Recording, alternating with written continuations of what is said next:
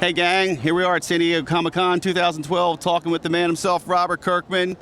Walking Dead number 100 just came out, and everybody, of course, is asking about the new issue that features Negan and his crew. I never thought you'd be able to top the governor, man. I just didn't think that was possible, but after seeing issue number 100, I'm amazed, man. I mean, you had to go to a dark place to come up with that guy, because he seems like there's just no end to the cruelty that can come out of his head. But he's so fun when he's doing it. He is. He looks like he's enjoying himself too much. That's what I'm trying to say. No, I mean, it's... Issue 100 is about, like, now there's this guy, and these are his rules, and this is what this world is, and you thought you knew what was happening. You've been existing in this world for 100 issues. You thought you knew how to survive. The rules are different now. You're in Negan's world now, and we're going to be going into some pretty interesting places moving forward.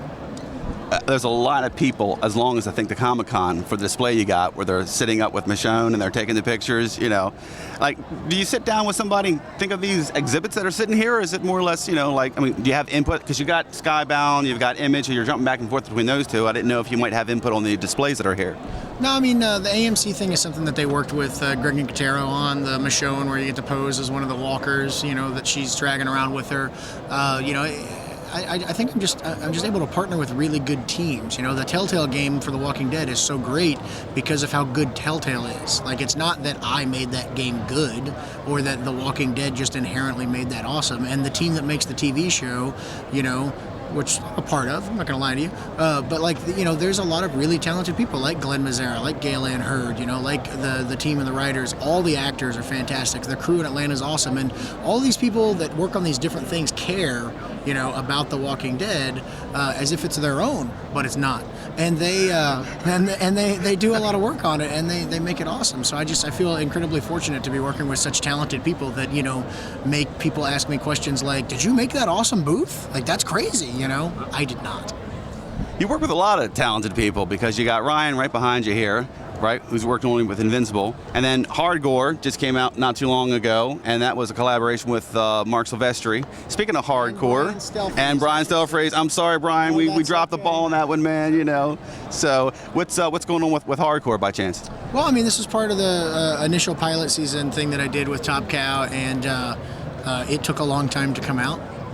But yeah, I mean, I'm really happy with how it turned out, and I'm talking to Top Cow right now to see what can be done with all the pilot season stuff, because there were 5 of these. People seem to have forgotten the other 4, but yeah, I mean, we're working on that, and I'm sure we'll have an announcement at some point someday in the future. But I'm very happy with how that turned out.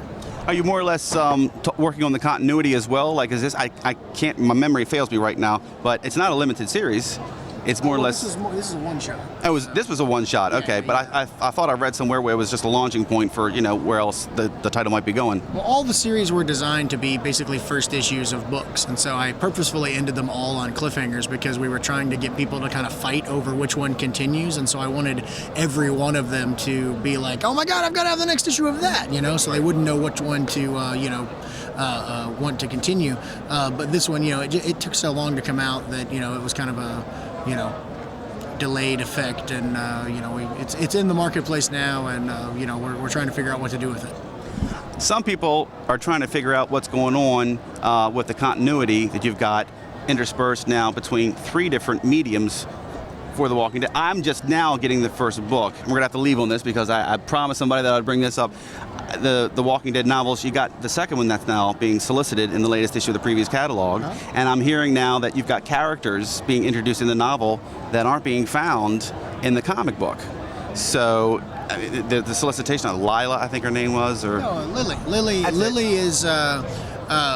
Your memory is failing you. Yes, it is. I'm getting old. I'm going to be 45 soon, and that's it. Lily is a woman that lives in Woodbury that, in the comic book, actually is the one who shoots Lori and the baby Judith. Oh, okay. And she's introduced very late in the Woodbury arc, and she just kind of comes out of the crowd, and is very much a part of that story towards the very end, but it's not someone that we actually really got to know. But she had been living in Woodbury the whole time, and so the second novel deals with her quite a bit and shows her journey to Woodbury and her integration into that little society as it's building and leads up to the events of, you know, the comic book series. So the novel series is very tied into the continuity of the comic book series. The Rise of the Governor novel, the first novel, The first one, right. is the story of how the governor became who we know in the comic.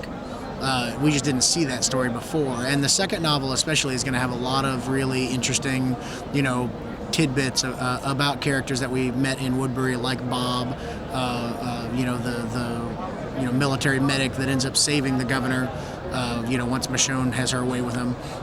You know, and we'll be finding out a lot more about those characters, where they come from, who they are, and that's kind of the fun of the novel series, is taking like a sliver here and a sliver there, and expanding it, you know, to into a cool story. And it's been a lot of fun working with Jay Bon and Singh on those, and you know, we're looking to do you know, possibly another. You're doing a lot of fun things with the other titles, so I just want to also say thank you again. I got a little one myself. He loves Super Dinosaur, and as long as you keep on jumping back and forth between that stuff, I mean, I don't think you're ever going to run out of the ideas, because it looks like there's just no end to that stuff. So you're a busy man. You got a lot to do today, sir. Thank you so much for taking time with us. Ladies and gentlemen, Robert Kirkman here at San Diego. Keep the faith. Keep reading comics.